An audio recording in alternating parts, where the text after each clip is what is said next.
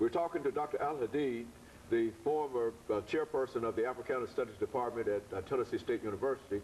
And of course, the topic is Islam and the African-American experience. And Dr. Al-Hadid is giving us some information in reference to Islam and the impact that this religion has had upon peoples all over the world. Of course, go on, Dr. Al-Hadid, you can pick up at that point. Yeah, we briefly talked about the fifth pillar, which was the pilgrimage to Mecca, and in terms of how the experience that Malcolm X had. Let's go right into Africa in terms of how Islam spread through Africa. The first thing is that there's a myth out here that Islam spread through Africa by the sword. That is not, in fact, the case. But I want to focus primarily on West Africa. In West Africa, there were some very powerful empires. In fact, there were three. One was the Mali Empire, the Ghana Empire, and the Songhai Empire. And so Islam went into Africa during the heydays and the heights of those latter two empires, the Mali Empire and the Songhai Empire.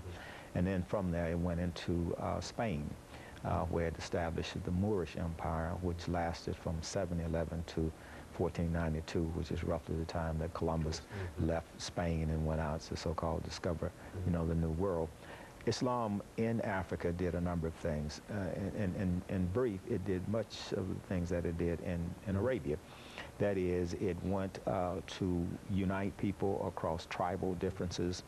It established another alphabet by which the African culture could be written. I'm not suggesting that there were no alphabets in Africa. Certainly there were alphabets in West Africa, and of course we know about the hieroglyphics that were in Egypt. But it went in and it established libraries and it connected Africa with the rest of the world through trade. One of the most lucrative trade was the trade in gold and salt. And so the technology that existed in the Muslim world was then imported into West Africa. Well, as these empires developed and they had various kings and technology, of course, around 1444, that's the point at which the Portuguese and the Spanish started going into Africa and engaged in the transatlantic slave trade. Well, that trade developed in such a,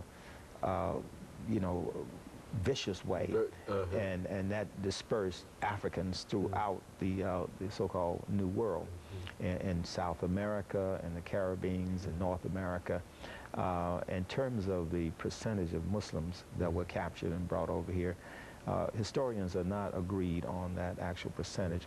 I guess the low estimate would be about 20% of the captives from West Africa. When we say West Africa, we're talking primarily the area around Morocco, Guinea, Liberia, Sierra Leone, Nigeria, etc., and what is called the Guinea Coast.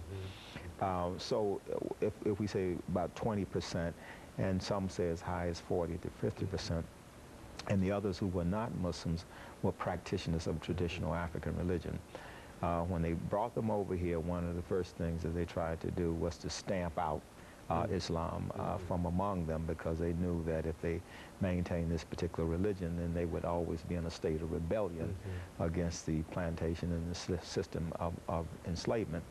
Proof of which is before they came over here, the Europeans were engaged in the Crusades and the Inquisitions, and it was very difficult fighting against them. And as I've said earlier, the Africans from North Africa went into Spain and occupied Spain for about 700 years.